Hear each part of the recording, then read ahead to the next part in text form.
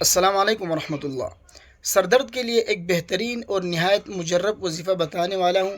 جس بھائی کے سر میں درد ہو یا گھر میں کسی کی بھی سر میں درد ہو، چھوٹا ہو یا بڑا ہو، اس کے لیے آپ اس وظیفے کو آپ لکھ کر اس کے سر پر باندھ دیں یا اس کے گلے میں ڈال دیں۔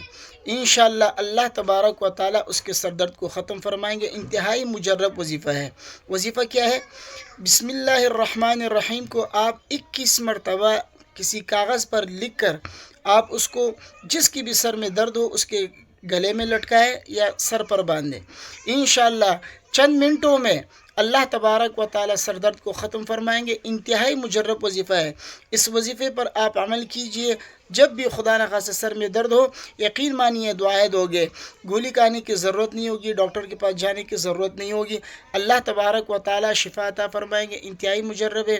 ویڈیو کو اپنے دوستوں کے ساتھ لازمی شیئر کیجیے گا۔ مجھے اپنے دعاؤں میں یاد رکھیے۔ السلام علیکم ورحمۃ اللہ۔